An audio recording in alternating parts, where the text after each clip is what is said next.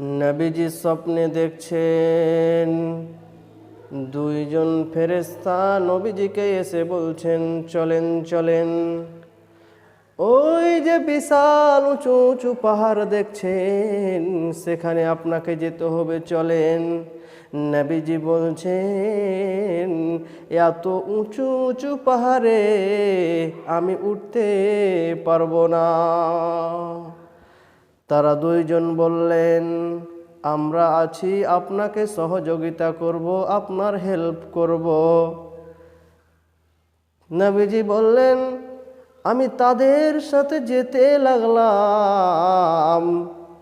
যেতে যেতে আমি কিছুটা যাওয়ার পরে বিকট আওয়াজ পেলাম, কে যেন চিৎকার মেরে আর্তনাদ করে কান্নাকাটি করে। আমি থাকতে না পেরে আমি তাদেরকে বললাম, জিবরাইল আমিন, এরা কারা রে? এদের কেন এরা চিৎকার করছে, কেন এত আর্তনাদ করে কান্নাকাটি করে? তারা দুইজন বললেন, ইয়া রাসূলুল্লাহ, ইয়া হাবিবাল্লাহ, ও দয়ার নবী গো, আপনি আরো সামনে চলেন। নবীজি বললেন, আমি যেতে লাগলাম। যেতে যেতে আমি দেখলাম কিছু মানুষকে, তাদের পাগুলোকে ওপর দিকে টাঙা রয়েছে আর তার মাথাটা জমিনে ঝুলছে।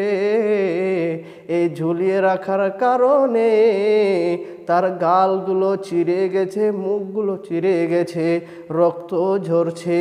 এই দৃশ্য দেখে বিশ্বনবী বলছেন, আমি থাকতে না পেরে আমি তাদেরকে জিজ্ঞাসা করলাম, মান হাউলাই ইয়া জিবরাইল, জিবরাইল আমিন, এরা কারা রে? এদেরকে কেন এত কঠিন শাস্তি দেওয়া হচ্ছে? জিবরাইল আমিন বললেন, ইয়া রাসূলুল্লাহ, ইয়া হাবিবাল্লাহ, ও দয়ার নবী গো, এরা হচ্ছে আল্লাহর ওই সমস্ত নাফরমান পাপিষ্ট বান্দা বান্দি, ওই সমস্ত আল্লাহর গুনাহগার বান্দা বান্দি যারা রমজান মাস পেয়েছিল, রোজার মাস পেয়েছিল, রোজার মাস পাওয়ার সত্ত্বেও তারা সিয়াম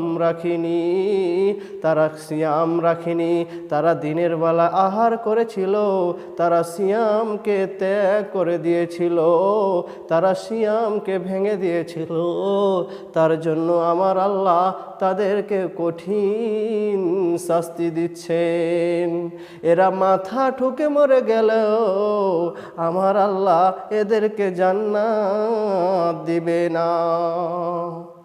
নবীজি জাহান্নামের বিবরণ দিচ্ছেন আরো। নবীজি বলছেন, আমি আরো সামনে যেতে লাগলাম। যেতে যেতে আমি একটা নদী দেখলাম। বন্ধুরে আমার, সেই নদীটা কোনো দুধের নয়, সেই নদীটা কোনো পানির নয়, সেই নদীটা কোনো সাধারণ জিনিসের নয়, সেই নদীটি হচ্ছে পচা রক্ত দুর্গন্ধ নদী। সেই নদীর মধ্যে আমি দেখলাম কিছু মানুষকে, তারা হাবুডুবু খাচ্ছে, তারা বুজবুজ করে ওপর দিকে উঠছে, আবার তারা নিচের দিকে যাচ্ছে। তারা যখন কিনারায় উঠার চেষ্টা করছে, নবীজি বলছেন, সেই কিনারাতে একজন পাথর নিয়ে দাঁড়িয়ে রয়েছে। যখন সেই তারা রক্তর নদী থেকে ওপর দিকে যখন তারা আসার চেষ্টা করছে, তাদের মাথায় পাথর মেরে আবার তাদেরকে নিচে করে দিচ্ছে। যখন তারা নিচে চলে যাচ্ছে, মাথা চূর্ণ বিচূর্ণ হয়ে তাদেরকে নিচু করে দিচ্ছে। নবীজি বলছেন, আমি এই দৃশ্য দেখে আমি থাকতে না পেরে আমি জিবরাইলকে জিজ্ঞাসা করলাম, জিবরাইল আমিন, এরা কারা রে? এদেরকে কেন এত কঠিন শাস্তি দেওয়া হচ্ছে? জিবরাইল আমিন বললেন, ইয়া রাসূলুল্লাহ, ইয়া হাবিবাল্লাহ, ও দয়ার নবী গো, এরা হচ্ছে আল্লাহর ওই সমস্ত নাফরমান বান্দা বান্দি যারা পৃথিবীর বুকে সুদখোর, সুদের ব্যবসা বাণিজ্য করত, সুদ নিত, সুদ দিত, সুদ খেত, সুদের ব্যবসা বাণিজ্য করত, সুদের লেখালেখি করত। আমার আল্লাহ এদেরকে কঠিন শাস্তি দিবেন, এরা জান্নাত পাবে না, জান্নাত যাবে না, এরা জান্নাত পাবে না।